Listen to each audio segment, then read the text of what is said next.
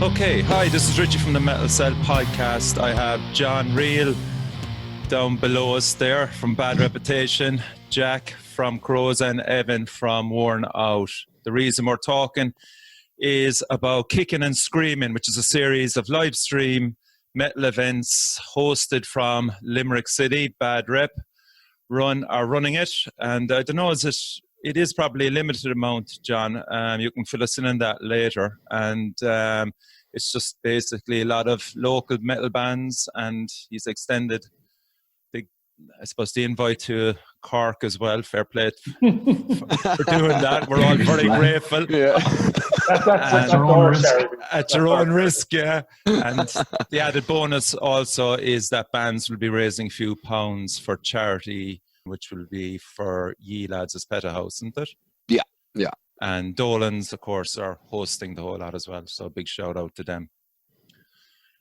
So we will just talk about, first of all, you're already after having 3, John, which is Zealot Cult, Third Island and Tombs and Sharburn and Head Fuzzy.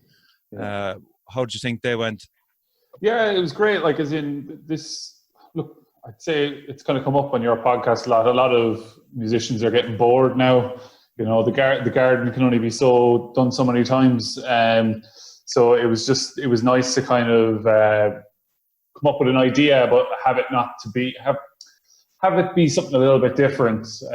Like, the idea was Kieran's. I'm not going to try and steal his idea. But like, both of us are complete novices when it comes to the whole live streaming thing. So we just took a deep dive in. The kind of added element of being for charity has been really nice. I think to date we've made €1,800 between the first 3, and like, the band's picking it, it's been great. We're learning as we go, so we're excited that we get to do another one, and that we've extended our charitable hands to Cork in their hour. And Stop like, Googling. yeah, with Dolan's have been great to host them. They mightn't all be in Dolan's. We might do a few in a secret location. Woohoo! Nice. But yeah, it will be a limited series. I think we're going to do maybe 7 altogether. Okay. Yeah. That's great. Well, how did you feel about getting the invite, lads? Yeah, great. I think when they started doing, I just did my classic thing where I started wrecking John's head, being like, "Look, throw me on one of them, you will." At first, he said no. This man can't be manipulated. He's stated that clearly for the record. A couple of X's at the end of the message and a winky face. To be a particular type of gowl for me to listen to you. So. Yeah, and I'm that perfect type of gowl. He did listen to me. For sure. Yeah, like the streaming thing has been great to watch. You know, like, it would give you something to look forward to there on a Friday, Saturday night when a band was putting together something. And then when Bad Rep started doing them, you had that buzz of the local scene kind of waking up again. And as soon as I saw the Zealot Cult one, I was on Kieran. I was like, if you're extending that beyond Limerick, there, give us a shout. So I think probably similar ideas there. Yeah, he used the back way. You went through Kieran to see if he. I tell you, these Cork boys. Yeah, we talked about it before, and we both said we'd meet in the middle. We've had a bit of interest from Cork. There's a few other bands, hopefully, that will be up eventually. But this is the first foray into Cork's massive music scene. I think, if anything, it's kind of been like a survey. A qualitative survey of what's actually happening in the counties. And Cork is so overrepresented, well represented for music at the moment. So it's great. It's great to see. Do you want to give a shout out to the team involved as well, John? The team involved is me playing second fiddle I may be first fiddle on the live gigs, but I'm second fiddle on the live streams, which is great. It's great to be number 2 for once. And Kieran and to a certain extent then Neil Dolan is involved. But we're a very small operation, and we've kind of seen, like, Keith Hogan, who's a photographer from Limerick, has helped us with a bit of equipment, and Kieran's brother Owen has helped us quite a lot. But there's another live stream, a big professional one that's going on at the moment in Limerick. Yeah, it's called Nua. It's finished actually, but they had a 15-man crew. Jeez. And I remember when the Dolans came into us after the first night, they were like, "How long does it take you to put all your stuff away?" We're like, 10 minutes. And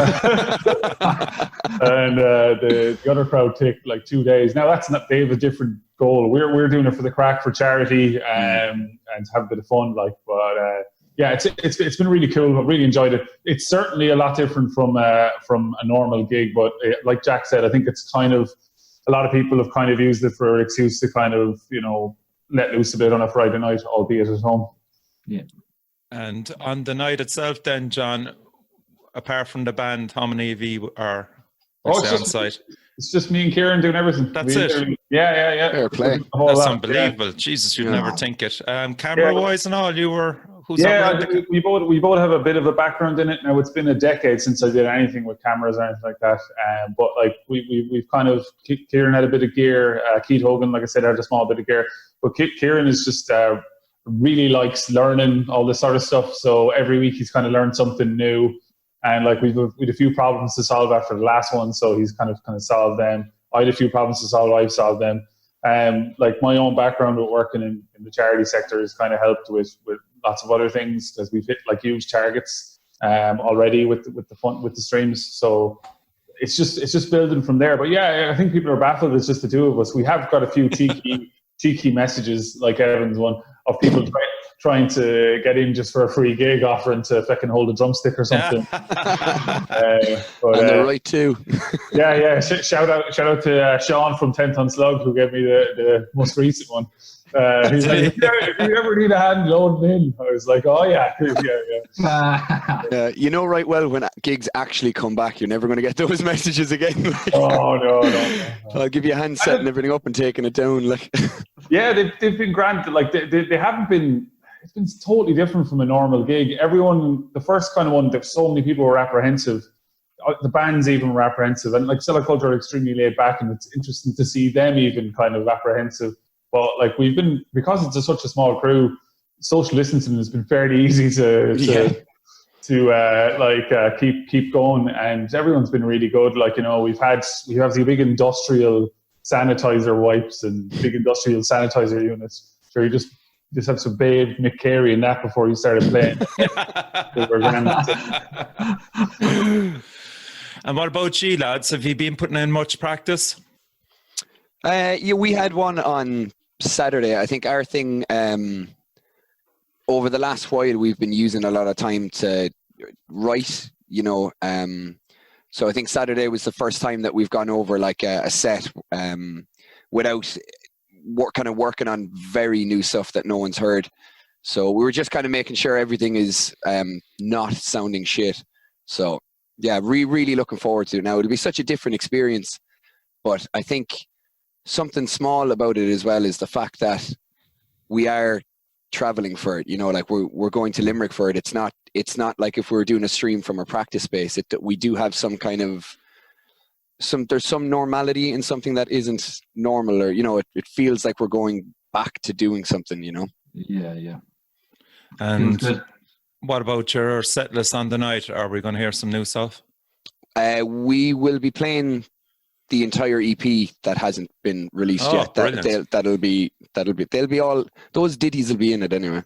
Nice. Looking forward to that. It's going to be interesting because they're the first hardcore band we've had. We've had a lot of doom and death metal doom, just to see how hardcore will translate on a live. You'll have to bring it. Mufflers and the old skins. Yeah, I know right well. I'm taping up my cymbals. I think I saw, was it Head Fuzzy had tape on one of the the ride, and I remember watching the thing, just being like, I'll bring a lot of duct tape because I'm not fooling anyone. I know that's going to be taped up. Like. One of the best lines was because like you're so used to doing sound for the room, and that's easy, but it's literally all whatever's going through the mics, through the sound desk.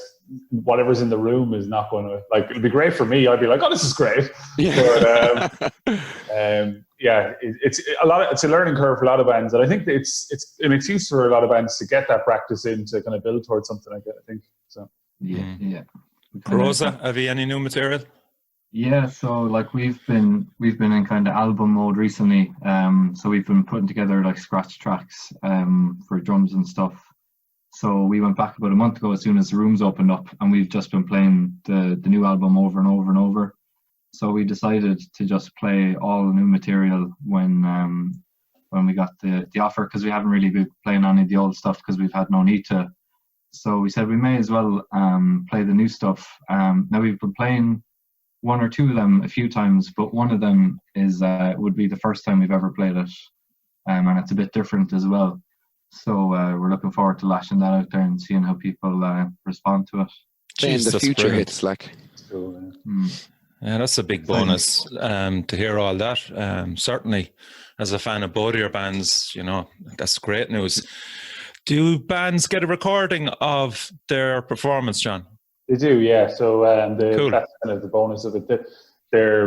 We record everything, and we do extra cams as well of probably, this is the first time Evan and Jack are probably hearing this. There's like a few extra cams around the room that aren't live, so we record that. We just give them everything. We kind of do a small edit ourselves, but we just give it to everything to the band afterwards. Sweet. Get a music video that'd of be it, great maybe. to have. Yeah, who knows?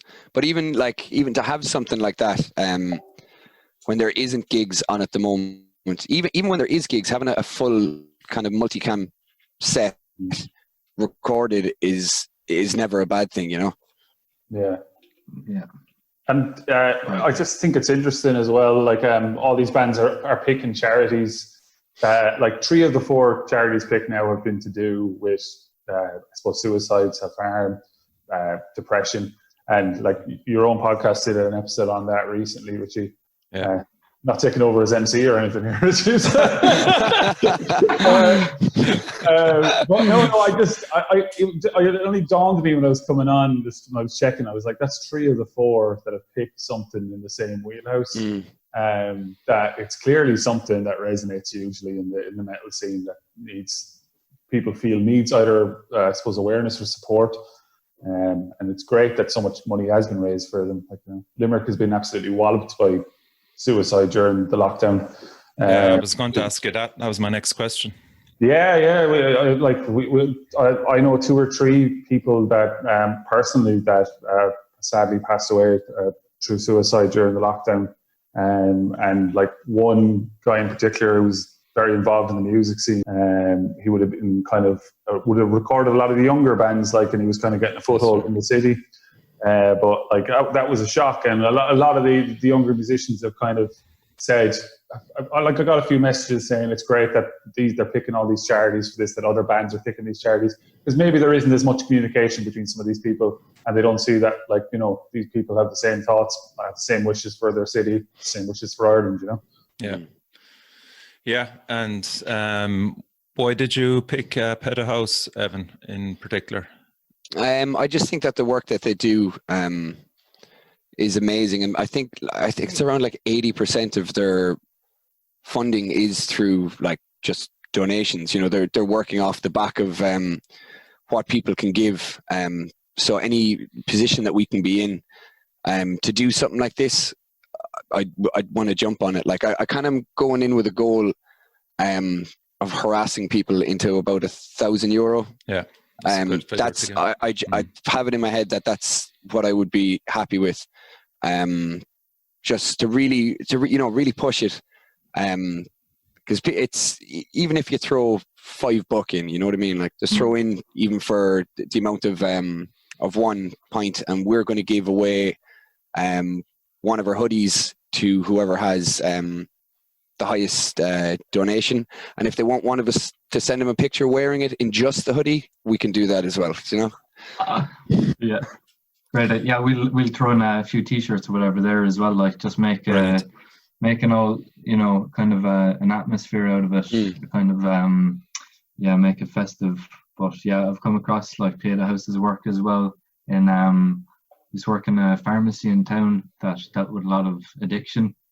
And seeing some of the rescuing that I've seen firsthand take place is just phenomenal.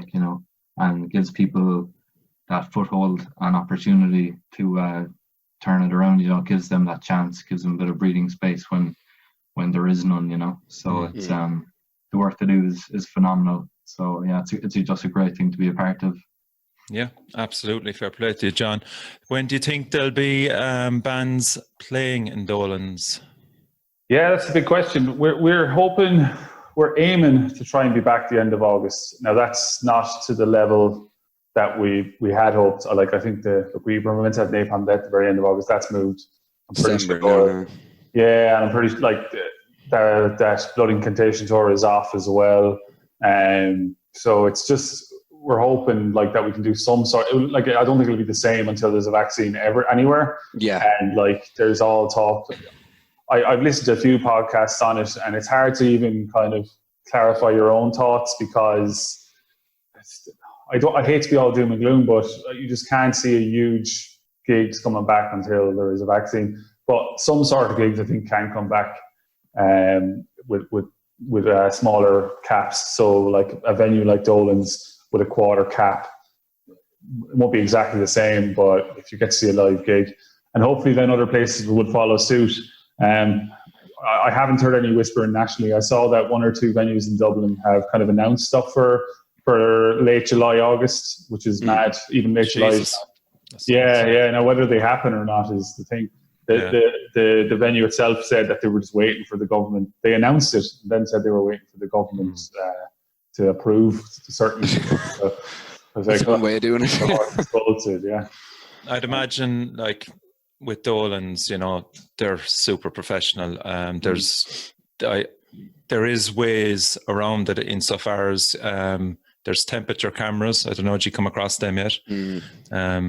They seem to be pretty effective for finding. We'll say if you're, we had them in work. We were trialing them in work. So if you're over 36 degrees, you know, you're turned away straight away, and an alarm will go off as well.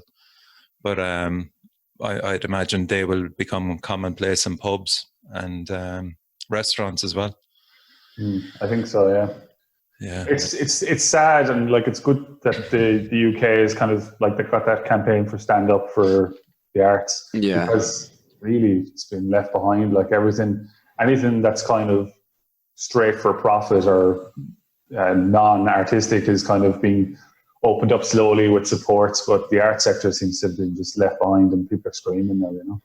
There's a lot of people's jobs that they have no even idea of when they can go back, because there's a lot of bands that will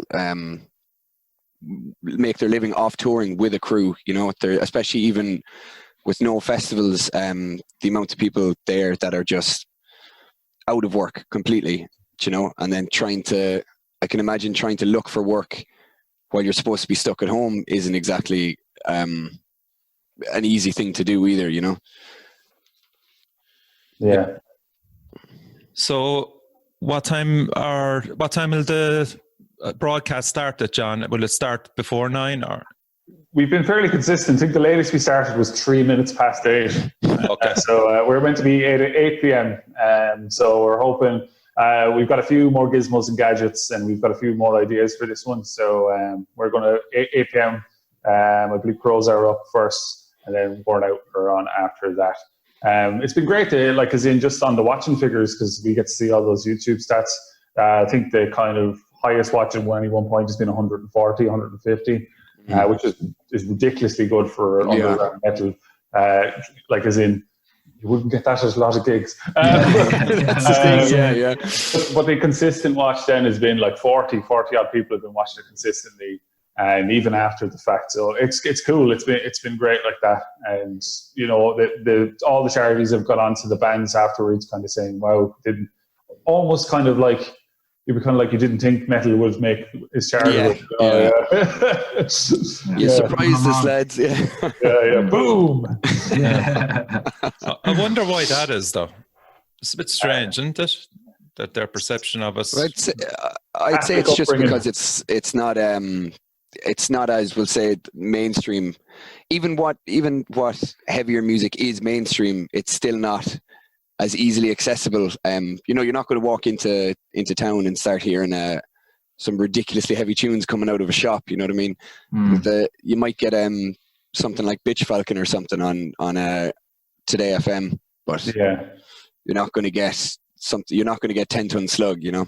Yeah, when like we're raised like in all of us were predominantly raised in probably Catholic schools where you're taught what evil is and what evil looks like. Yeah. We're probably all raised on Disney movies where all the bad guys were had black hair, had long hair, ponytails, like all the 80s, 90s movies all look like members of the Irish Metal. If you're indoctrinated in that. Except none of them are wearing sunglasses. Yeah. I watched Kindergarten Cop there the other day during lockdown. That's a great flick. Yeah, but the bad guy in that is like ridiculous. Metal guy, is it really? Like ponytail, huge shoulders, and like he's just greasy with sunglasses every now and again, Definitely standing at the back of a gig with his arms folded, like. Hates it. Yeah. Okay, that's it, really. I just wanted to make sure we covered all the bases. Are you happy with that, John? Is there anything else you can add to it? No, just thank you very much for Richie for supporting the metal scene and supporting this, and thanks to the lads in the bands as well. It's been fantastic being back. Thanks for having us. Yeah, thanks a million. Cool. And again, 8:00 Friday night.